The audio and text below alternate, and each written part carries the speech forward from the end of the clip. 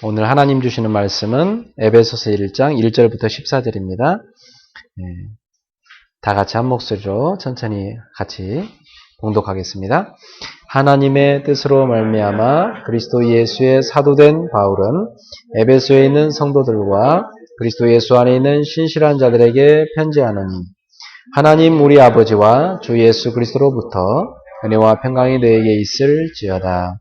찬송하리로다. 하나님 곧 우리 주 예수 그리스도의 아버지께서 그리스도 안에서 하늘에 속한 모든 신령한 복을 우리에게 주시되, 곧 창세전에 그리스도 안에서 우리를 택하사 우리로 사랑 안에서 그 앞에 거룩하고 흠이 없게 하시려고 그 기쁘신 뜻대로 우리를 예정하사 예수 그리스도로 말미암아 자기 아들들이 되게 하셨으니, 이는 그가 사랑하시는 자 안에서 우리에게 거저 주시는 바 그의 은혜의 영광을 찬송하게 하려는 것이라. 우리는 그리스도 안에서 그의 풍성한 구성을 따라 그의 피로 말미암아 속량 곧 죄사함을 받았느니라. 이는 그가 모든 지혜와 총명을 우리에게 넘치게 하사 그의 기뻐하심을 따라 그리스도 안에서 때가 찬 경륜을 위하여 예정하신 것이니, 하늘에 있는 것이나 땅에 있는 것이다 그리스도 안에서 통일되게 하려 하심이라. 모든 일을 그의 뜻대로 결정대로 헬리하시는 이의 계획을 따라 우리가 예정을 입어 그 안에서 기업이 되었으니, 이는 우리가 그리스도 안에서 전부터 바라던 그의 영광이 찬송이 되게 하려 하심이라. 그 안에서 너희도 진리의 말씀 곧 구원의 복음을 듣고 그 안에서 또한 믿어 약속의 성령으로 인치심을 받았으니, 이는 우리 기업의 보증이 되사 그 얻으신 것을 속량하시고. 아멘. 네. 저는 오늘 나는 누구인가 라는 제목으로 하나님 말씀을 증거하겠습니다. 예배 시간에 보니까 이제 승환이가 아멘을 이제 크게 하는 것 같은데, 중간중간에 우리 아기들이 아멘을 해도 여러분이 놀라지 마시고 나도 예배드리고 있다. 나도 하나님의 자녀로 예배드리고 있다. 표현을 하는 것이니까. 저는 이렇게 승은이나 그레이스처럼 우리 젊은이들이 좀 결혼들을 하셔갖고 아기들을 안고 와서 같이 예배드렸으면 너무 좋겠어요. 네. 아마 곧 이제 가까이 다 다가오고 있죠. 근데 결혼하기 전에 중요한 게 있더라고요. 나는 누구인가를 알아야 돼요. 저는 제가 누구인가 이런 질문 잘 안 하고 살았어요. 누가 그런 질문 하고 사나요? 나는 나지 그냥, 그죠? 근데 제가 결혼해서 어느 날 내가 누구냐 이런 질문을 하게 되기 시작했어요. 그때 나는 내가 나를 모르고 살았구나 하는 걸 알게 됐어요. 그리고 내가 복음안의 진정으로 나를 알고 나서부터 결혼 생활도 바뀌고 내 인생 자체가 다 바뀌기 시작했어요. 여러분 자기를 누구라고 생각하십니까? 옆에 사람한테 물어보세요. 내가 누구지? 네. 아마 옆에 사람은 여러분을 극히 조금 알고 있을 거예요. 그죠? 제 아내가 여기 있습니다만 제 아내가 저를 얼마나 알고 있을까요? 극히 조금 알고 있을 거예요. 평생 같이 살아도 얼마나 알까요? 극히 조금 아는 거예요. 그래서 어떤 목사님 그러더라고요. 결혼 정년기는 50이라고 생각한다고. 50쯤 돼야 인생이 뭔가를 알고 다른 사람을 알기 때문에 그렇다고 했어요. 그래서 이번 주에 한번 여러분이 나는 누군가 이 질문 앞에 한번 한 주간 서셔서 여러분을 깊이 발견하는 귀한 축복의 주간이 되기를 바랍니다. 바울은 자신이 누군지 잘 알았던 것 같아요. 원래 1절에 보니까 하나님의 뜻으로 말미암아 그리스도 예수의 사도된 바울은 그렇게 얘기했습니다. 그러니까 자기는 사도가 왜 됐는가? 하나님의 뜻으로 말미암아 되었다. 자기를 알고 있다는 얘기죠. 이 에베소 1장을 읽어보면 읽어볼수록 우리는 그걸 발견할 수 있어요. 아, 바울이라는 사람은 자기가 누군지 알고 있었구나. 그러면 바울을 포함해서 성도인 우리 모두는 내가 누구냐? 이것을 오늘 본문을 통해서 찾아야 됩니다. 자, 먼저 1장 3절에 보니까 1장 2절에 보니까 하나님 우리 아버지와 주 예수 그리스도로부터 은혜와 평강이 내게 있을지어다. 자, 우리는 어떤 존재냐면 하나님이 우리한테 은혜와 평강을 주시는 존재입니다. 인생에서 가장 좋은 게 뭐라고 생각하세요? 우리 인생을 살아가면서 우리나라 사람들도 인사할 때 항상 만나면 안녕하세요. 그죠? 유대인들도 만나면 샬롬 이렇게 인사합니다. 같은 말이에요. 유대인들하고 우리나라 참 비슷한 게 많아요. 우리가 이 땅에 살아가면서 가장 필요한 게 뭐세요? 하나님이 주시는 은혜, 하나님 우리한테 주시는 평강입니다. 여러분 햇빛이 있기 때문에 오늘도 저 나무들이 자라가요. 우리들도 생명을 갖고 살 수 있습니다. 햇빛에 대한 은총을 우리가 잊고 살죠? 여러분 당장 공기가 없으면 어떻게 됩니까? 숨 쉴 수 없습니다. 공기에 대한 소중함을 모르고 살죠? 오늘 여러분 여기 오시는데 무사히 올 수 있었어요. 그거 우연인 거 아닙니다. 저는 최근 들어서 차가 자꾸 고장나고 막 벙커가 나고 그래가지고 위험한 적이 많았었어요. 지난번에 강원도 가는데 갑자기 타이어가 막 완전히 터져버렸어요. 뭐 놀래가지고 온 가족이 다 고함을 지르면서 고속도로 한가운데 섰습니다. 겨우 바깥으로 나갔는데 그때마다 저는 이런 생각해요. 아, 하나님이 지켜주지 않으면 안 되는구나. 오늘도 뭐가 밖에서 덜덜덜덜 하는데 뭔가 보니까 이따만한 그 못이요 밖에 있어요. 그 공사판에서 하는 못 큰 거 있잖아요. 요즘 우리 집 주변에 공사를 많이 해요. 뭐 다니다 보면은 꼭 그런 거 밟게 되잖아요. 근데 여러분이 지금까지 살아오는 동안 많은 위기를 넘겼고 많은 어려운 순간들을 넘겼어요. 지금 우리가 지금까지 살아오는 동안 하나님의 은혜로 살아온 거예요. 여러분, 우리는 하나님이 은혜를 주시기 때문에 사는 존재들이에요. 그 은혜를 감사하시기 바랍니다. 그리고 오늘 여러분의 마음속에 하나님이 주시는 평안이 있어야 돼요. 그 평안이 너무 중요한 거예요. 여러분 영혼의 평안이 있습니까? 이 세상과 사단은, 죄는 우리 속에 있는 평안을 빼앗기 위해서 얼마나 많이 노력합니까?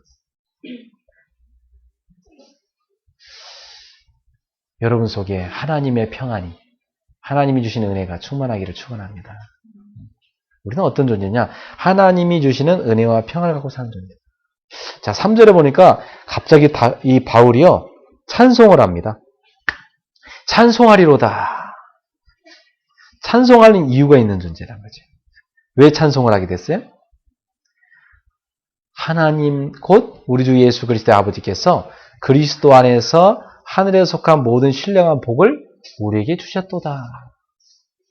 하나님께서 우리를 하나님 안에 들어오게 하셨는데 하늘에 속한 그 엄청난 하늘의 신령한 복을 우리한테 쏟아부어 주셨다. 저는 며칠 전에 막 소나기가 올 때, 막 그 비가 폭우처럼 내려올 때, 이야, 하나님의 은혜가 우리에게 폭우처럼 막 쏟아지고 있는데, 우리는 얼마나 그걸 감사하고 살까? 이런 생각을 해요. 어느 날 저희 집사람이 식사를 하다가 어떤 불평을 했어요. 그래서 제가 그런 걸 갖고 불평을 당하냐고 내가 뭐라 그랬어요. 근데 저희 와이프 하는 얘기가, 아내가 불평을 하면 뭔가 힘든 일이 있으니까 받아줘야지 남편이 돼갖고 그걸 가지고 뭐라고 하면서 감사하라고 한다고. 많은 남편들이 그러죠. 저도 그래요. 그걸 좀 조금만 공감해주면 되는데, 그렇게 불평할 일이 있으시냐고. 힘드신 일이 있으셨냐고. 그럼 되는데 저는 아유 입에서 툭 하면 불평이냐고. 감사 좀 하라고. 근데 사실 저는요. 복음을 알아갈수록 불평할 게 없더라고요. 인생이 얼마나 감사한지. 그래서 오늘도 제가 그 공사하는 현장을 지나가면서 차를 세우면서 그 못을 갖다가 그 공사장에 가서 보여주면서 이거 좀 조심시키라고 말하려다가 말았어요. 나중에 얘기하려고. 근데 그런 생각이 들더라고요. 아, 감사한 게 많은데 우리 삶에 우리가 얼마나 감사하고 사는가. 사랑하는 성도 여러분, 여러분에게는 눈에 보이지 않는 어마어마한 신령한 축복이 와 있습니다. 그게 안 보이니까 감사를 못하는 거예요. 따라합시다. 내가 감사를 못하는 이유는 신령한 축복을 보지 못하고 있기 때문이다. 엄청난 신령한 축복 하나님 우리한테 쏟아 부어졌는데 우리가 그걸 못 보고 있다 보니까 자꾸만 육신적인 어떤 문제를 가지고 불평하고 있는 거예요. 자, 그럼 오늘 저는 여러분한테 바울이 얘기한 신령한 축복이 뭔가? 이 신령한 복이 뭔가? 이것을 소개하고자 합니다. 4절부터 5절에 보니까 창세 전에 하나님께서 나를 선택하셨구나. 바울은 그렇게 고백하고 있어요. 따라서 합시다. 창세 전에 하나님께서 나를 선택하셨다. 와, 여러분이 창세 전에 선택받은 하나님의 자녀예요. 그리고 예정하셨대요. 구원하시려고. 그리고 그리스도 예수로 말미암아 자녀로 삼아주셨다는 거예요. 이유는 뭐예요? 왜 우리를 하나님의 자녀로 삼으셨을까요? 6절에 나옵니다. 우리에게 거저 주신 그 하나님의 그 은혜의 영광을 찬송하게 하려고. 자, 하나님이 왜 나를 구원하셨어요? 따라서 합시다. 찬송하게 하려고.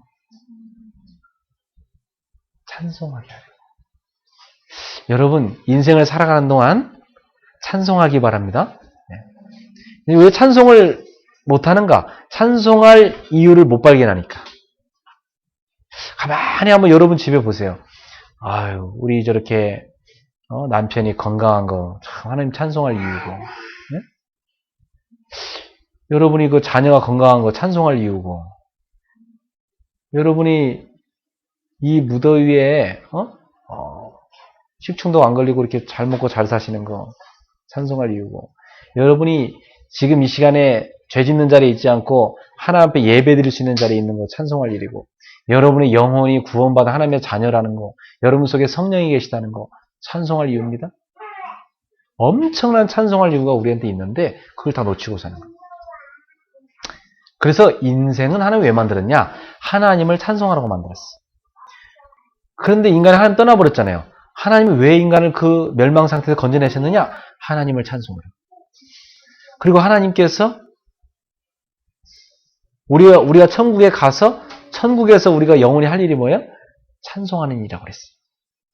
그러니까 인생이라는 존재는 시작부터 영원한 삶이 다 뭐냐면 찬송이에요. 여러분은 왜 존재한다고요? 찬송하라고. 근데 우리가 살아온 과거 인생을 보세요. 찬송하지 못했잖아요. 왜요? 하나님을 떠나 있었기 때문에. 죄악에 확 눌려 있었기 때문에. 눈에 보이지 않는 이 사단의 세력이 우리를 멸망으로 막 끌고 갔기 때문에. 찬송할 수가 없었어요. 막 인생이 막 한숨과 탄식, 이것만 계속 나왔던 거예요. 이제 여러분은 하나님의 자녀입니다. 하나님이 여러분과 함께 하십니다. 찬송하는 여러분 인생 되기를 주의 이름으로 축원합니다. 그럼 찬송할 이유, 그것이 저는 구원이라 생각하고요. 그리고 우리에게 때로 살아가는 삶 동안 찬송할 이유가 잘 별로 없을지라도 우리가 구원받은 하나님의 자녀란 그 이유로 우리는 찬송을 잃어버리면 안 되는 것입니다. 여러분 입술에는 불평이나 원망이란 것은 조금 더 없기를 바랍니다. 여러분이 평생 살아가는 동안 찬송하시기 바랍니다. 그럼 제가 보장합니다.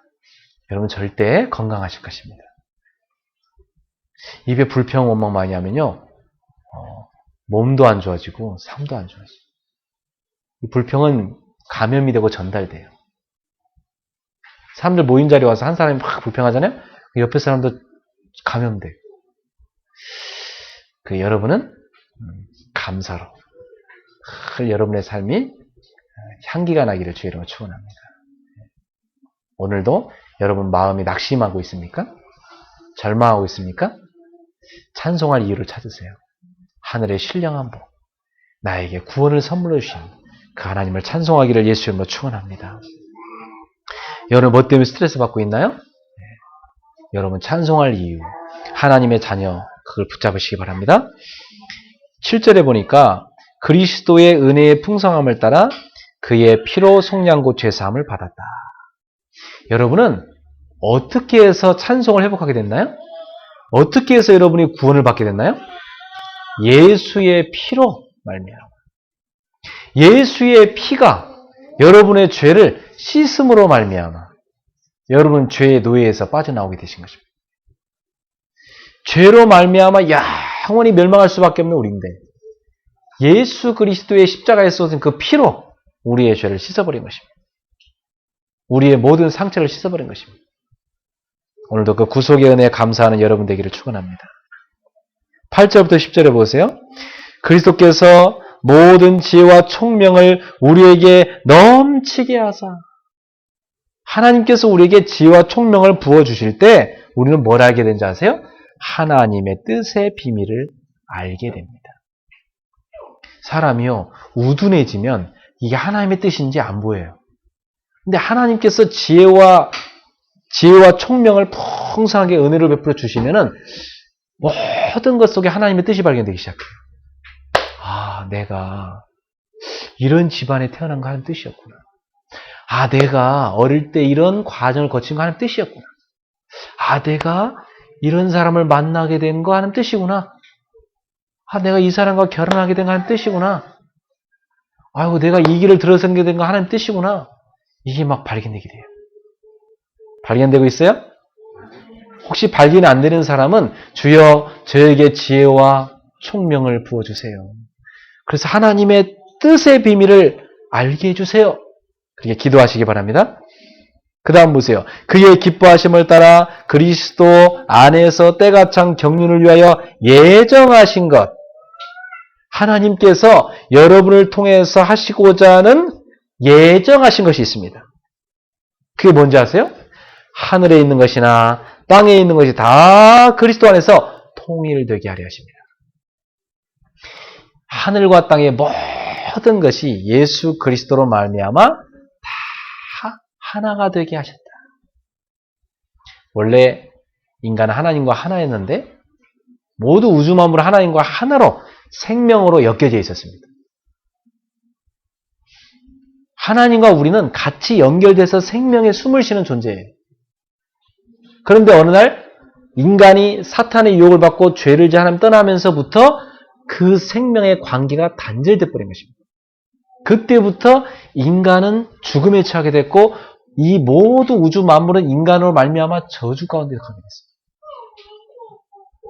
그래서 하나님은 이 인생의 고통과 이 모든 창조 세계의 고통의 탄식을 들으셨어요. 그래서 이 고통으로부터 인생을 구원하시고자 그리스도를 보내주신 것입니다. 그 그리스도께서는 죽음이란 걸 가지고 인간을 사로잡고 있는 죽음을 없애버렸어요. 그는 사망의 권세를 피하시고 부활하셔서 영원한 생명의 길을 하셨어요. 그래서 하나님과의 관계를 회복시킴으로 우리에게 다시금 그 잃었던 생명을 회복하게 해줬어요. 그래서 그리스도가 있는 자에게는 뭐가 있고? 생명이 있고 그리스도가 없는 자에게는 생명이 없느니라. 여러분 안에 예수 그리스도가 계십니까? 그렇다면 여러분은 하나님과 그리스도 안에서 하나가 된 것입니다. 그리스도께서 여러분 안에 계시는 그 순간 하나님의 영이 여러분 안에 들어오심으로 여러분은 하나님과 하나가 된 것입니다. 내 안에 하나님이 계시고 내가 하나님 안에 계시게 된 거예요. 그러면 오늘도 여러분이 잠깐이라도 눈을 감고, 아니, 눈을 뜨고라도 주여, 주님 앞에 내가 간구합니다. 기도하기 시작하면 하나님은 여러분의 기도를 들으시는 것입니다. 너무나 정확하게 기도의 응답이 오게 되어 있습니다. 기도 응답 못 받고 있는 사람 있습니까? 생명이 있는 사람은 기도 응답을 받게 되어 있어요. 얼마 전에 예수님을 영접한 한 새신자분이 어느 모임에 참여했는데요. 그 모임에서 제가 하나님의 자녀는 기도하면 응답을 받습니다. 주일날 말씀을 붙잡고 기도해 보세요. 말씀이 성취될 것입니다. 이 얘기를 했더니요. 그분이 질문을 해요. 목사님, 기도 응답 못 받는 사람도 있어요? 그래요. 목사님, 아니 그 주일 설교 말씀을 안 붙잡으려면 뭐 하려고 설교로 봐서 들어요? 아니 말씀을 안 붙잡으면 뭐 하려고 예배 드려요? 그 새신자가 그런 얘기를 해요. 그러다가 아유 맞다 그랬어. 그 옆에 계신 분들이 우리가 과거에 이렇게 교회를 다니긴 했으나 이렇게 잘 이렇게 제대로 못 배웠기 때문에 그랬었다고. 그런 경우도 있는 거라고. 교회를 이렇게 오래 다녔어도 기도응답 못 받고 말씀 붙잡지 않고 산 경우도 있는 거라고. 그랬더니 그런 사람도 있어요? 그런 경우도 있구나. 그분이 그런 얘기를 하시는 거예요. 왜냐하면 이 새신자분은 예수님 영접하고 나서부터 기도가 시작이 되었고 기도 응답을 받기 시작했고 또 메시지를 잠깐이라도 들으면 그걸 마음에 담고 붙잡고 기도를 시작했고 그 말씀이 자기 삶에 이루어지는 것을 체험하셨거든요. 그러니까 교회를 다니면서 기도 응답을 못 받거나 뭐 말씀 성취를 모르는 사람 보면 이해가 안 된다는 거지. 자기는 처음부터 그랬기 때문에. 처음부터 되어졌기 때문에. 그럴 수 있어요. 여러분 속에 예수 생명이 있습니까? 여러분 안에 하나님이 계십니까? 그렇다면 여러분 하나님의 자녀입니다. 오늘부터 하나님의 자녀의 신분을 가지고 하나님과 소통되기를 축원합니다. 자, 오늘 여기 11절부터 14절에 보니까 이런 말씀이 있습니다. 모든 일을 그의 뜻의 결정대로 일하시는 하나님의 계획을 따라. 여러분 하나님은 어떤 분이세요? 모든 일을 당신께서 계획하신 대로 행하십니다. 욥이 이런 고백을 했어요. 나의 가는 길을 그가 아시나니 그는 뜻이 일정하사 자기의 하시고자 하는 일을 하시느니라. 욥이 하나님에 대해서 그렇게 고백했어요. 여러분 하나님은 뜻을 갖고 계시고 계획을 갖고 계시고 그것을 반드시 하시는 분이십니다. 그렇다면 오늘 우리는 하나님의 그 계획 속에 우리 인생이 들어가기를 예수 이름으로 축원합니다. 따라서 합시다. 주여 나의 인생이 하나님의 계획 속으로 들어가게 하소서. 반드시 성취하신 하나님의 계획 속으로. 그 누구도 막을 수 없는 하나님의 계획 속으로 나의 인생이 들어가면 되는 것입니다. 하나님은 그분의 계획을 따라서 우리가 예정을 입게 하셨어요. 우리 각 사람에게 예정을 갖고 계시고 그 안에서 기업이 되게 하셨다고 했어요. 하나님의 기업이 바로 우리들입니다. 우리가 바로 하나님의 기업이에요. 그러니까 하나님은 우리를 통해서 이 세상 가운데 하나님의 계획을 이루어 가신 것입니다. 그래서 이는 우리가 바라던 그리스도의 영광의 찬송이 되게 하려 하심이라. 우리는 그리스도의 영광의 찬송이 되게 하기 위해서 지음받은 자요. 그리스도의 영광의 찬송이 되기 위해서 구원받은 자입니다. 우리가 어떤 존재인지 아시겠어요? 여러분은 그리스도의 그 영광, 그 영광스러운 찬송이 되는 존재예요. 여러분이 그런 존재란 말이에요. 여러분이 하나님께 어떤 아픔이나 슬픔의 존재가 아니고 하나님께 기쁨이 되는 찬송인 존재입니다. 여러분이 잘 되면 부모님이 밖에 나가서 여러분 이름을 막 얘기하면서 우리 딸이 유명한 사람이라고. 그죠? 우리 아들이 유명한 사람이라고. 당장 여러분 자랑합니다. 그죠? 부모님이 자신의 찬송으로 여러분 이름을 거느린다니까요? 여러분 이름을 언급하게 돼 있어요. 하나님은 우리를 이 땅에 하나님을 나타내시는 찬송으로 지으셨다는 것입니다.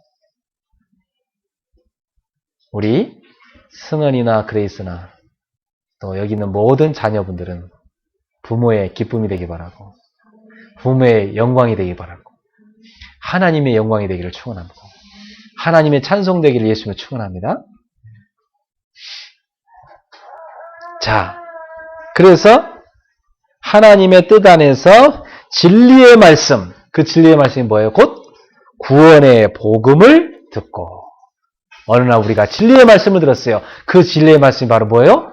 우리의 구원을 주는 복음이에요. 그 복음을 듣고 그리스도 안에서 우리가 믿어서 약속의 성령으로 인치심을 받았다. 하나님께서는 믿는 자에게 성령을 선물로 주고 약속하시고 그 약속대로 성령을 우리에게 주심으로 너는 하나님의 자니 하고 스탬프를 딱 찍은 겁니다. 인을 치신 거예요. 그래서 우리를 하나님의 찬송이 되게 하신 것이다. 여러분은 이미 하나님의 자녀로 도장을 딱 찍었습니다. 그러니까 아이고 내가 무슨 하나님의 자녀인가 아닌가 이런 고민하면 안 돼요. 내가 비록 이래봬도 하나님의 자녀입니다. 내가 비록 부족하지만 난 하나님의 자녀입니다. 이렇게 여러분 자부심을 가지고 있어야 됩니다. 그러니까 그 하나님의 자녀라는 그 신분을 가지고 나는 누구인가? 나는 하나님의 자녀구나. 이 신분을 가지고 모든 분을 적용하셔야 돼요. 여러분이 어디에 나가서 일을 한다. 나는 하나님의 자녀입니다. 하나님, 내가 하는 일을 통해서 하나님의 영광이 나타나게 해주세요. 여러분 자녀를 바라보면서 이렇게 기도하세요. 너는 하나님의 자녀다. 하나님, 이 아이가 하나님의 찬송으로서 하나님의 영광을 나타나게 해주세요. 기도하셔야 돼요. 자, 오늘 이 본문을 가지고 저는 여러분과 크게 세 가지를 나누고 싶습니다. 바울은 이렇게 자기가 누군지 알았는데 우리는 나는 누구인가 얼마나 알고 있습니까? 자, 첫 번째로 한번 이 질문을 자신에게 해보세요. 나는 어디서 와서 무엇을 하다가 어디로 가는 것인가? 이 질문에 대한 답을 갖고 있다면 여러분의 인생은 행복한 마라톤이 될 것입니다. 여러분의 인생은 행복한 발걸음이 될 것입니다. 그런데 이 부분에 답을 갖고 있지 못한 사람은 인생이 끊임없는 갈등, 끊임없는 방황이 될 것입니다. 터널은 끝이 있죠.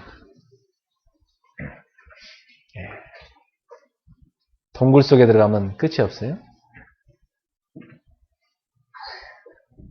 여러분, 언젠가 내가 이 터널을 통과하고 난 후에는 하나님께서 내게 예비하신 그 빛이 쫙 빛을 내려올 것이다. 제가 대학생 때 터널을 통과하면서 했던 기도였어요. 주님이 그렇게 말씀하세요. 네가 지금은 어두운 터널을 걷고 있지만 머지않아 터널의 저 끝이 보이지 않느냐. 저 빛이 보이지 않느냐. 거기를 향해 너 지금 가고 있는 것이다. 근데 저는 어느 날 내가 어디서 와서 무엇을 어디로 가는 것인가. 여기에 대한 답을 얻게 됐어요. 저는 특별한 가정에서 태어난 사람입니다. 그때 저는 알게 됐어요. 나는 하나님의 특별한 계획 속에서 태어난 사람이다. 혹시 여러분이 좀 특별한 가정 속에 태어난 사람이 있습니까? 네, 여기도 있으시군요. 하나님의 특별한 계획 속에 있는 인물입니다. 그거 발견하시면 돼요. 여러분 조금 아주 힘겨운 인생을 걸어왔습니까? 하나님께서 여러분을 통해서 힘겨운 인생을 걸어가는 사람들을 돕고자 하는 계획이 있는 것입니다. 그 걸음 속에서 많은 걸 배우게 하신 거예요. 저는 실수라는 것을 그렇게 나쁘다고 생각하지 않아요. 그래서 저는 사람들의 실수에 대해서 많이 관용을 베푸는 편이에요. 왜냐? 사람은 실수를 통해 배우는 것이니까. 우리 아이들이요, 수많은 실수를 통해서 걸음마를 배운다고 그래요. 제가 옛날에 우리 소원이를 보니까 그 집안 그 거실에서요, 툭 하면은 막 쿵! 쿵! 하는 소리가 들려요. 뭔 소리인지 보면 소원이가 바닥에다 헤딩하는 소리예요. 이게 애가 어릴 때는 머리가 크잖아요. 몸은 작고. 머리가 무거워요. 여러분 애기 태어났을 때 바로 그냥 이렇게 안 하면 안 돼요. 머리를 받치고 이렇게 안아야 돼요. 총각들은 모르죠. 그냥 이렇게 안 하면 되는 줄 알지. 그러면 머리가 무겁기 때문에 머리가 확 꺾일 수 있어요. 머리를 탁 받치고 안아야 되거든요. 크다 보니까 애들이 머리는 자기가 걸을 수 있을 것 같아. 자기 생각으로는. 근데 아직 다리가 힘이 없어. 기준을 못 잡아요. 섰다 하는데 확 넘어져요. 그래 그 걷기 연습하는데 우리 소원이가 얼마나 바닥에다 내리 헤딩을 하는지 제가 그걸 보면서 웃기면서도 가서도 안쓰럽기도 하면서 그래 많이 헤딩을 해야 되는 것이다. 그래야 머리도 단단해지는 거고 그리고 걸을 수 있는 것이다. 괜찮다. TV다에 꽉 올라갔다가 바닥으로 꽉 내리죠. 쿵쿵쿵 하는데 그렇다. 그게 다 배우고 있는 것이다. 애기들 가만히 보면요. 실수를 통해서 세상을 배웁니다. 저는 신앙생활도 그렇게 봐요. 여러분 신앙생활도요. 우리가 하나님 앞에서 실수 많이 해요. 근데 그 실수는 우리가 하나님을 점점 알아가고 나를 점점 알아가고 하나님과의 나의 관계를 점점 세워가는 과정이에요. 저는 어릴 때 가정이 참 환경이 안 좋았기 때문에 내가 정신을 바로 차리고 내 스스로 내 인생을 개척하지 않으면 안 된다. 이런 답이 났어요. 그래서 어릴 때부터 부모나 형제를 의지하는 마음을 없앴어요. 특히 우리 아버지에 대해서는 내 머릿속에서 내 마음속에서 아예 지워버렸어요. 생각하면 괴로우니까. 그게 내 나름대로 살아남는 방법이었어요. 근데 제가 다행히 어릴 때 교회를 다니게 됐죠. 그래서 제가 지난주 여러분한테 설교한 것처럼 하나님의 그 사랑을 제가 알게 된 것입니다. 그 사랑이 들어와서 저를 치유한 거거든요. 저는 사실 교회 다니면서 열심히 다녔어요. 굉장히 성실하게 다녔고요. 벌써 저는 토요일 날 되면요. 다음날 교회 교회 가서 막 가서 했어요. 제가 중고생 때 벌써 교회 가서 내 친구랑 미리 교회 가서 미리 청소 다 해놓고요. 마대걸레를 싹 닦아놓고요. 진짜 의자랑 의자 다 수건으로 닦아놓고요. 주일을 위해 준비 이렇게 해놨어요. 굉장히 열심히 다니는 사람이죠. 그래서 저는 고등학교 2학년 때부터 주일학교 교사를 했어요. 그 바쁜 고3 때도 가서 교사를 하고 봉사하고요. 열심히 봉사했어요. 그리고 공부도 굉장히 성실하고 열심히 했어요. 근데 문제는 저한테 한 가지, 내 뜻대로 되는 게 없었어요. 문제가 있는데 내 뜻대로 안 돼. 나 계획수행대로 안 되는 거예요. 이게 인생이. 그래서 저는 어릴 때부터 머리가 너무 복잡했어요. 그래가지고 머리가 늘 무거웠어요. 그리고 늘 머리가 아팠어요. 머리가 무겁고 아프고. 저는 좋지 않은 환경 속에서 외로움과 실패 속에서 계속해서 한 가지를 찾았어요. 그 한 가지가 뭐느냐? 하나님의 뜻은 무엇인가? 내가 이런 가정에 태어나고 내가 이렇게 인생을 살아가는 하나님의 그 뜻은 무엇인가? 난 도저히 알 수가 없었어요. 그 속에서 하나님의 뜻이 도대체 뭔가? 나를 향한 계획이 뭔가? 요셉이 형들에 의해서 노예로 팔려가고 노예 생활하면서 계속 질문했을 거예요. 요셉이. 하나님의 뜻은 무엇인가? 그 감옥 속에 억울한 누명을 쓰고 들어갔을 때 계속 질문했을 거예요. 요셉이. 하나님의 뜻은 무엇인가? 따라잡시다. 지금은 알 수 없지만 분명한 하나님의 뜻이 있다. 지금 혹시 모르는 사람도 있어요. 자기의 고난 속에 한 뜻이 모르는 사람 있죠? 낙심하지 마세요. 좋은 계획이 있어요. 저도 그랬었다니까요. 얼마나 하나님의 뜻이 무엇인가 도대체. 도대체 하나님 당신의 뜻이 무엇이세요? 내가 얼마나 답답했으면 고등학교생 때요. 이불을 싸질머지고 저 안양 유원지에 그 뒤에 가면 갈멜산 기도원이라고 있어요. 그 기도원 뒷산에 가면요.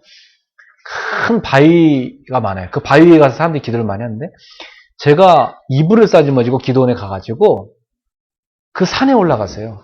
그 산의 바위에 앉아갖고 주여 도대체 나의 인생을 향한 하나님의 뜻은 무엇입니까? 하고 그렇게 간절히 기도했었어요. 그리고 우리 평창동에 코니스 우리 교회 그 뒤에 삼각산 기도원이 있었어요. 옛날에 그 산 위에 사람들이 기도하러 많이 왔거든요. 제가 고등학생 때 거기에 금요일날 밤마다 목사님 따라서 거기 가서 추운 겨울에 비닐을 뒤집어 쓰고 주여 나를 향한 하나님의 뜻은 무엇입니까? 부르셨다니까.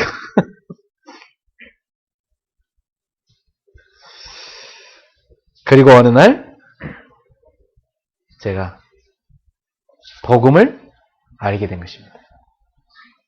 어느 날 제가 예수가 그리스도심을 알게 됐어요. 그리고 제가 중요한 질문 앞에 서게 됐습니다. 하나님은 나를 왜 이 땅에 보내셨습니까? 나를 어디에 쓰시고자 하십니까? 나는 무엇을 위해서 살아야 되겠습니까? 그때 저는 처음으로 복음 앞에서 내 손에 쥐고 있던 것을 다 내려놓았습니다. 주님이 저한테 말씀하세요. 네 두 손에 쥐고 있는 것이 무엇이냐? 네, 주님. 하나는 거룩한 야망이고요. 하나는 세속적인 야망입니다. 저는 이 두 가지를 제 두 손에 들고 어떤 것을 선택할지 지금 굉장히 고민 중에 있습니다. 그때 주님이 다 내려놓거라. 저는요, 제 꿈이라고 포장된 그것을 붙잡고 있었던 거예요. 제 꿈이라고. 저희 부모님이 제 머릿속에 계속 심어준 동기. 너는 무엇이 되어라, 무엇이 되어라. 너는 어떻게 된다. 그게요, 제 속에 계속 각인됐고, 저는 거기에 제 인생이 계속 이끌려 다녔던 거예요. 저는 어느 날 모든 걸 내려놓고 나서, 심지어 내 속에 있는 나까지도 내려놓고 나서, 그때 하나님이 나를 향한 계획이 무엇인지 질문을 하기 시작했어요. 이때 주님께서 저를 향하여 준비하신 길이 보이기 시작했고요. 내가 주님을 위해서 또 나를 위해서 가야 할 길이 보여지기 시작했어요. 근데 그 가야 할 길은 그다지 평탄해 보이진 않았어요. 그러나 제가 그 길을 갈 수 있는 용기를 얻은 것은 한 가지였어요. 예수님이 그리스도라는 것. 그분이 나를 저 죄와 사망과 저 저주에서 건져내셨고 지금 그분이 나와 함께 계신다는 것이었습니다. 그 한 가지였어요. 그분이 나와 함께 계신다는 것이었어요. 여러분 왜 신앙생활 하면서 자꾸만 과거의 실수를 반복하는지 아세요? 내려놓은 것 같은데 안 내려놔서 그래요. 다시 붙잡고 있어요. 잠깐 예수님 붙잡았죠? 어느새 예수님 내려놓고 원래 자기 갖고 있던 그거 딱 붙잡고 있어요. 그렇게 신앙생활하면 계속 되는 것 같다가 안 되고 되는 것 같다 안 되고 여러분 가운데 그런 사람 있죠? 나는 왜 되는 것 같다 안 되니 자꾸? 그것 때문에 그래요. 아예 내려놔 버렸어요. 그리고 나는 여기서 죽어도 좋으니까 난 그리스도만 붙잡습니다. 아니 망해야 된다면 망하게 해주세요. 난 그리스도만 붙잡습니다. 아니 모든 걸 잃어버린다면 잃어버리게 해주세요. 난 그리스도만 붙잡습니다. 오히려 그 사람이요 승리합니다. 붙잡을 게 많은 게 오히려 문제예요. 여러분 속에 그리스도 그 한 분을 붙잡기 바랍니다. 여러분 마음속에 그리스도 한 분 외에 다른 걸 다 내려놓으셔야 돼요. 마음이 너무 복잡해요. 많은 걸 갖고 있어요. 그리스도 그 한 분이 나의 마음속에 자리할 때 우리는 단순해져요. 그리고 굉장히 모든 부분이 바르게 보이기 시작해요. 그리고 나를 향한 하나님의 계획이 보이기 시작해요. 그리고 문제가 아니고 축복임이 보이기 시작해요. 갈등이 아니고 갱신의 기회임이 보이기 시작해요. 실수가 아니고 좋은 배움의 기회임이 보이기 시작해요. 어려운 환경이 보는 게 아니라 그것이 하나님의 좋은 훈련장임을 보는 눈이 열리기 시작해요. 여러분 지금 막 나를 왜 이곳에서 이렇게 그게 아닙니다. 하나님이 좋은 훈련장으로 믿습니까? 믿어질란가 모르겠어요. 좋은 훈련장으로. 그러나 구체적으로 어떤 일을 해야 될 것인지는 계속 의문이었어요. 그래서 어느 날 알게 되었죠. 지금 내가 갖고 있는 상처, 지금 내가 갖고 있는 경험, 지금까지 내가 쌓아온 경험, 지금 내가 겪고 있는 고통, 이 속에 하나님의 메시지가 있구나. 저는 어느 날 저한테 가장 맞는 아내를 하나님 주셨다는 걸 깨닫게 됐어요. 그전에는 계속 불평이었고 못 깨달을 때는 여기 있는 우리 신랑 신부들은 꼭 기억하세요. 여러분한테 꼭 맞는 배우자 하나님 주신 거예요. 그것에 대해서 절대 의심하지 마세요. 하나님 실수하지 않고 여러분 붙였고 여기 있는 우리 청년들 여러분한테 꼭 맞는 배우자 하나님 주실 거예요. 알겠습니까? 근데 우리는 어느 날 아니라고 생각되면 안 해요. 뭐가 안 맞다고 생각해요. 네, 안 맞는 이유는 상대편이 틀린 게 아니라 내가 지금 모르고 있는 거예요. 여러분한테 지금 어떤 고통이 있다. 왜 있겠어요? 여러분 하나님의 자녀인데 왜 그 고통을 주셨겠어요? 하나님은 고통이 하나님 뜻이 아닙니다. 우리가 아파하는 게 하나님 뜻이 아니에요. 알았어요? 여러분이 그 문제로 해서 막 시달리는 거 하나님 뜻 절대 아니에요. 하나님 뜻은 뭐예요? 그걸 통해서 여러분한테 뭔가를 가르쳐주고 싶은 거예요. 그게 하나님 뜻이에요. 병이라는 거 그 자체는 하나님 뜻이 아니에요. 그 병을 통해서 하나님께서 우리에게 선물 주시고자 하는 것이 있는 거예요. 그 깨닫게 하고자 하는 계획이 있는 거예요. 그게 하나님의 뜻이에요. 오늘 내 속에 있는 하나님의 메시지를 발견한 여러분들에게 축원합니다. 제가 오늘 깨닫게 됐어요. 나같이 아픈 사람들이 세상에 너무나 많구나. 우리 가정처럼 이렇게 갈등이 있는 사람들 너무 많구나.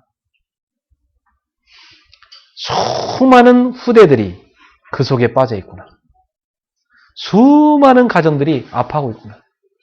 이 내 아픔이 곧 저 사람들의 아픔이고 곧 지금 내 아픔이 이 시대의 아픔이구나. 나는 21세기에 꼭 필요한 하나님의 사람이구나. 그래서 하나님께서 20세기에 나를 태어나게 해갖고 21세기에 이 일을 하도록 준비시킨 것이구나. 저 알게 됐어요. 여러분이나 저는 두세 기를 살다 간 사람 아닙니까? 어마어마한 사람 아니에요. 그죠? 네. 20세기와 21세기를 살아간 사람. 근데 하나님 저를 21세기에 꼭 맞는 사람으로 준비시킨 거예요. 나는 그 확신이 있어요. 근데 저는 저의 그 과거가 너무너무 아름다운 거 있죠. 그게 너무 좋아. 하나님 일 하기에. 너무나 감사해요. 하나님이 나를 향한 메시지를 발견하고 나서부터 저는 그게 보이기 시작했어요. 하나님께서 이렇게 요셉을 준비하신 것이었습니다. 요셉은 날 깨달았어요. 창세기 45장 5절에 하나님께서 많은 생명을 구원하기 위해서 나를 형님들 앞서 애굽에 보낸 것입니다. 누가 보냈어요? 하나님께서 나를. 믿습니까? 따라서 합시다. 하나님께서 나를 여기까지 도우셨다. 하나님의 손길이 여러분을 그곳을 끌고 오신 거예요. 근데 우리는 불평하고 있어요, 지금? 하나님의 손길이에요. 하나님이 나를 향해 주신 메시지를 못 발견했기 때문에 불평하고 있는 거예요. 하나님이 나를 향한 메시지를 찾는 사람은 찬송하게 돼 있어요. 하나님께서는 모세를 40년간 쓰기 위해서 80년을 준비시켰어요. 광야길 이스라엘 백성을 이끌어가도록 하기 위해서 모세를요, 지도자 코스로 40년간 왕궁에서 훈련시켰고, 또 40년 동안 처가살아면서 광야에서 양치기를 하면서 준비시켰던 거예요. 하나님의 놀라운 준비죠. 하나님이 사무엘을 쓰시기 위해서 어릴 때부터 엄마 품을 일찍 떠나서 성전에서 자라게 하시면서 하나님의 음성을 듣게 했어요. 혹시 부모님의 품을 일찍 떠난 사람이 있습니까? 하나님의 큰 계획이 있는 거예요. 저는 부모님의 품을 떠나면서 하나님을 내가 바라보면서 하나님을 나의 보호자로 생각하고 사는 신앙이 생기게 됐고 그 하나님의 도움을 계속 체험하면서 살았어요. 이번에 저희 어머니가 저한테 그런 말씀하세요. 그래, 우리 김 목사는 하나님께서 사랑하시는 사람이야. 하나님께서 너를 사랑하신단다. 하나님께서 너를 너무너무 사랑하신단다. 그 말씀을 저한테 몇 번이고 하시는 거 있죠. 따라합시다. 하나님께서 나를 너무너무 사랑하신다. 믿습니까? 그 마음을 다 갖고 계세요. 하나님은 다윗을 왕으로 쓰시기 위해서요, 목동으로 있으면서 시와 찬송을 지으며 하나님을 찬미하게 했고, 사자를 때려 눕히며 양을 지키게 했고요. 그 외로움 속에서 기도하는 사람으로 훈련시켰던 것이고, 말씀을 묵상하는 사람으로 시켰던 것입니다. 그래서 하나님이 때가 되면 이스라엘 백성의 왕으로 쓰시는 거 있죠. 여러분, 그 정상의 자리에 다윗을 세우시기까지 다윗은요, 왕이 될 모든 준비를 하나님이 시키셨어요. 그가 왕이 될 거라고 기름 부음을 받은 다음부터 그의 원수들이 그를 죽이려고 헤라는 데서 달려들기 시작하는데 그것은 다윗의 일로 기도의 사람으로 정말 하나님의 사람으로 만드는 과정이었어요. 저도 또 저희 아내도 저희 가정도 교회를 개척하면서 이전에는 우리가 겪어보지 못했던 많은 시련을 겪었어요. 저는 최근 들어서 생명의 위협을 느끼니 자꾸 생기면서 그래, 기도해야 될 때구나. 그래, 나는 깨어 있어야 되겠다. 정말 사단이 나와 아내와 우리 가정을 공격하라는구나. 깨어서 기도하고 있어야 되겠다. 그래, 우리가 무너지면 다 무너지는 거니까. 이게 사단의 지금 전략이구나. 내 깨어서 정말 기도해야 되겠다. 하나님 앞에 그렇게 정신을 바짝 차리고 기도하게 됐어요. 사랑하는 성도 여러분, 지금 여러분한테 와 있는 그 속에 하나님의 좋은 계획이 있음이 분명합니다. 그것은 하나님이 우리를 준비하는 과정이에요. 엘리야를 보세요. 엘리야가요, 막 지체하고 쓰러졌을 그때 하나님이요, 찾아오셔갖고 엘리야 일어나라. 내가 너를 통해서 하고자 하는 일이 있다. 너는 사명의 산 호렙으로 올라가라. 호렙산으로 가서 엘리야는 하나님의 사명을 받았습니다. 그리고 엘리사를 세워서 세계복음화를 이뤘어. 많은 신학교를 만들어 신학생들을 키웠어. 많은 제자를 키웠어요. 그는 혼자 남은 줄 알았지만 하나님은 그에게 말씀하셨어요. 바알에게 무릎 꿇지 않은, 우상숭배에게 무릎 꿇지 않은 7천 제자가 남겨져 있느니라. 그들을 이렇게 세워라. 여러분, 바울 처음에는요, 예수님 믿는 사람을 공격하는 핍박자였습니다. 왜? 복음을 몰랐기 때문에. 여러분도 예수님 모를 때 기독교인 제일 싫었던 사람이 있으시죠? 옛날에 우리 집사님 그랬는데 막 기독교인 하면 제일 싫었다고 들어 옛날에. 근데 복음 모를 때 그랬었죠. 근데 복음 알고 나니까 내가 몰랐었구나. 그때는 내가 몰라갖고 그랬었구나.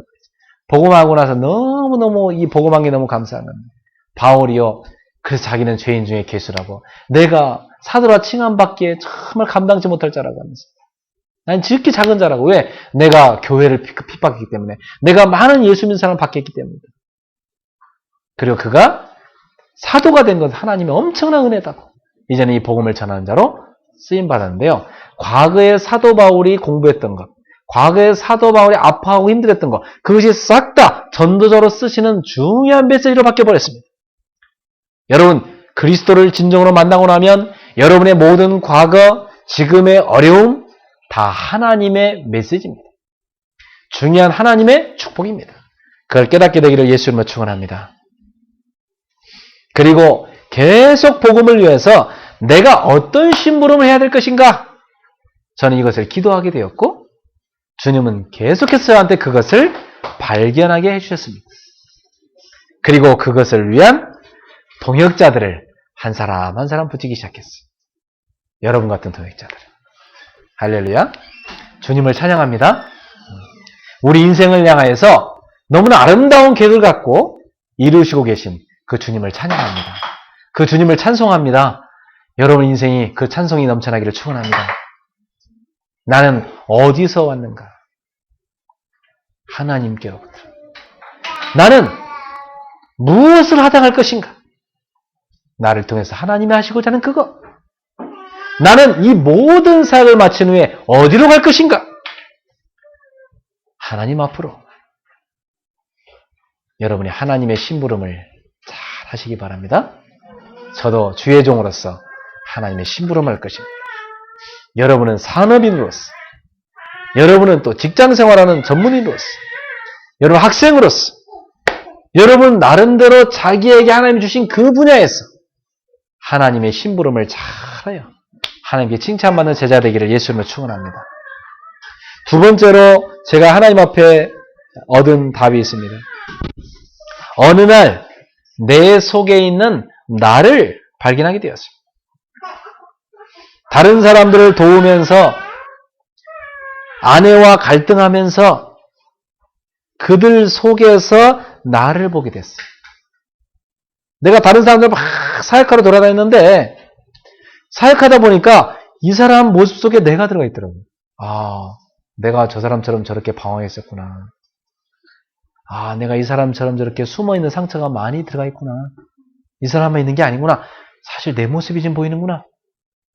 저희 아내랑 갈등하면서 아, 이게 아내의 문제가 아니고 내 문제구나. 이게 내 모습이구나. 이게 내 그릇이구나. 이게 내 상처구나. 이게 내 체질이구나. 이게 나구나. 나를 보게 됐어요. 그리고 그동안 몰랐던 나를 보게 됐고요. 그리고 나서 다른 사람들을 돕기 전에 내가 먼저 치유받아야겠구나.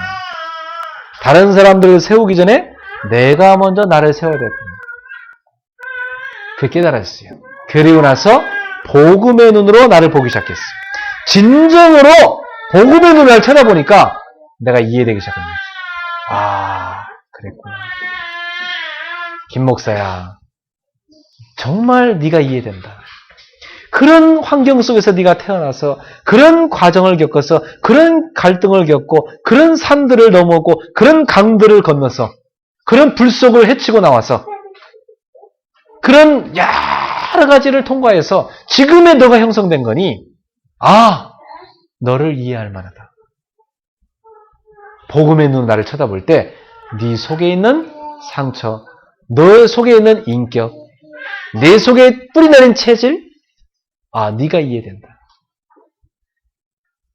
복음의 눈으로 저를 쳐다보니 제가 이해되기 시작했어요.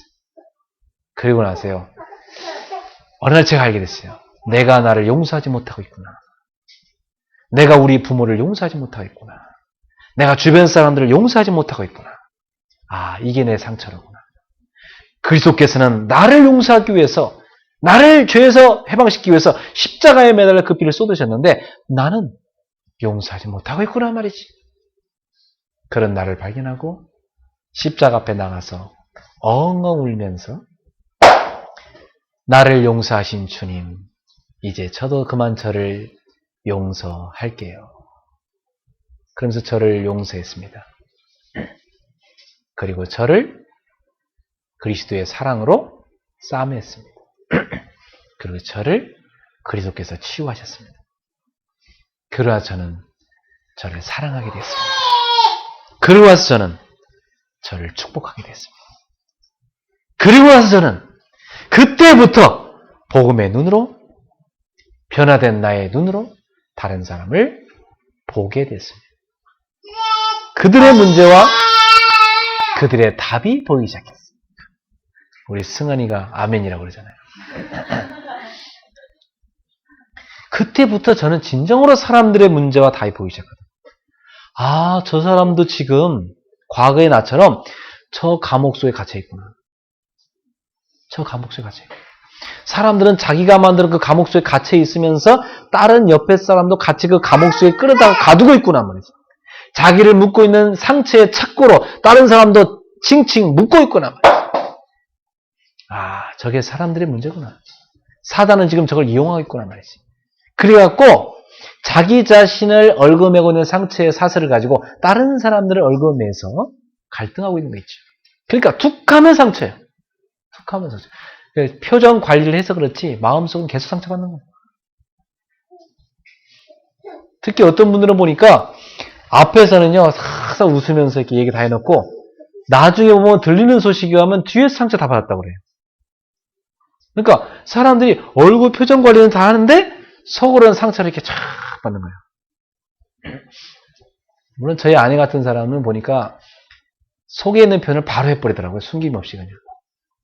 저희 시어머니 우리 어머니 앞에서 시어머니 앞에서도 뭐, 아 어머니 왜 그렇게 얘기하세요? 우리 어머니가 이거 알았대요. 우리 어머니도 똑같은 성격이라, 야 너는 왜 그래? 그래서 똑같이 얘기해요. 둘 다 B형이라고 막 똑같이 막 있는 그대로 다 표현해버리고 뒤끝은 없어요. 근데 한 번씩은 내가 무안할 때가 있지. 앞에서 있는 그대로 표정을 숨기지 못하니까. 표정을 그대로 표현하니까. 근데 어떤 분들은 보면 표정은 하나도 안 바뀌는데 속으로는 상처가 엄청 많은 분들이 계시더라고. 그런 분들 난 더 무섭더라고요. 여러분, 무엇 때문에 이렇게 상처 체질이 되어 계십니까? 여러분, 뭐 때문에 이렇게 툭 하면 상처 받으세요? 여러분, 뭐 때문에 그렇게 자꾸 상처 속에 기어 들어가세요? 그 속에 들어가서 맨날 아파하세요? 그리고 왜 막 미워하세요? 힘들지 않으세요? 그렇게 사는 것이? 힘들죠. 그렇게 하고 싶지 않으시죠? 근데 잘 안 되시죠? 그리스도를 붙잡으세요. 여러분을 치료하신 그리스도. 여러분 누구보다 잘하시는 그리스도. 여러분을 누구보다 이해하시고 여러분을 용서하시고 여러분을 사랑하시고 여러분을 축복하시는 그 그리스도를 붙잡으시길 축원합니다. 그러면 어느 날 여러분도 그리스도의 눈으로 다른 사람을 이해할 수 있고 용서해 줄 수 있고 용납할 수 있고 수용해 줄 수 있고 포용해 줄 수 있고 사랑해 줄 수 있고 축복해 줄 수 있는 줄 믿습니다. 그래서 모든 갈등을 축복으로 바꾸길 축원합니다. 모든 문제를 발판으로 삼으시길 바랍니다. 모든 위기를 기회로 삼으십시오. 모든 아픔을 클 수 있는, 성숙할 수 있는 그런 보약으로 삼으시길 축원합니다. 모든 실수를 여러분 자신이 좋은 걸 배울 수 있는 교재로 사용하시길 바랍니다. 그러니 우리는 복음의 눈으로 나를 쳐다볼 때 진정으로 내가 보이기 시작하는 것입니다. 여러분, 나를 치유하신 그리스도는 다른 사람도 치유할 수 있습니다. 여러분을 치유하신 그리스도는 여러분을 통해서 다른 사람들을 치유하기 원하십니다. 여러분의 인생이 그렇게 쓰임받기를 주의 이름으로 축원합니다. 자, 결론을 맺겠습니다. 이제 나는 나를 알았습니다. 나는 하나님의 뜻으로 태어난 사람입니다. 나는 하나님의 뜻으로 선택된 사람입니다. 나는 하나님의 뜻으로 구원받은 사람입니다. 나는 하나님의 뜻으로 전도자가 되었습니다. 나는 하나님의 뜻으로 살아갈 것입니다. 나는 하나님의 뜻으로 인도받을 것입니다. 나는 믿습니다. 모든 성도에게는 하나님의 뜻이 있습니다. 우리는 하나님의 찬송입니다. 세상 사람들이 우리를 보면서 하나님을 알게 되고 하나님을 찬송하게 될 것입니다. 바울이 이것을 알고 하나님을 찬송한 것입니다. 찬송하리로다. 창세전에 우리를 선택한 그 하나님을 찬송하리로다. 찬송할 이유가 있습니까? 찬송하며 살기를 바랍니다. 자신의 존재 가치를 알고 주님을 찬송하시기 바랍니다. 하나님은 우리를 향한 놀라운 계획을 갖고 계십니다. 여러분의 인생은 어마어마한 가능성으로 열려 있습니다. 우리가 상상하는 그 이상의 하나님, 우리가 측량할 수 없는 하나님의 그 놀라운 계획, 그 속에 우리 인생이 담겨 있습니다. 이번 주에 나는 누구인가? 하나님의 계획 속에 들어가 있는 나는 누구인가? 하나님께 선택된 자녀인 나는 누구인가 말이에요. 나는 무엇을 하며 살다가 하나님 앞에 가야 될 것인가? 발견하여 행복한 여러분의 인생이 되기를 예수를 축원합니다. 그냥 방황하는 인생이 아니라 하나님의 그 분명한 계획과 뜻 속에서 행복한 달리기를 하는 여러분 되기를 축원합니다. 그래서 주변 사람들 살리시기를 축원합니다. 기도하겠습니다. 사랑의 하나님 감사합니다. 나는 누구인가? 이 질문에 대한 답을 믿음의 사람들은 찾았습니다. 바울도 그 답을 찾고 하나님의 찬송이 된 자기 자신을 찾고 하나님의 찬송으로 살았습니다. 주여, 우리가 때로는 가시밭길을 걸어가고 때로는 돌밭을 걸어가고 때로는 좁은 길을 걸어갈 때도 있지만 때로는 위험한 강물을 건널 때도 있고 풍랑이는 바다를 건널 때도 있지만 때로는 우리가 험난한 산을 넘을 때도 있지만 어두운 길을 걸어갈 때도 있지만 외롭고 쓸쓸한 길을 걷는 것 같지만 그러나 그 속에 주님이 우리와 함께 한다는 그 사실 하나를 기억하고 우리는 바로 주님이 어느 곳에 가든 동행하시는 그렇게 주님 앞에 소중하고 가치 있는 존재라는 걸 기억하고 우리는 주님께서 십자가에 당신의 모든 걸 내어주기까지 사랑할 만한 가치가 있는 그런 엄청난 사랑을 받을 만한 가치가 있는 우리임을 알고 이번 주에도 자신이 누구인지를 발견하여 감사와 찬송의 열매가 풍성해지게 해주시옵소서. 찬송하며 주님과 동행하는 복된 하나님의 자녀들이 되게 해 주옵소서. 예수님의 이름으로 축복하며 기도하옵나이다. 아멘.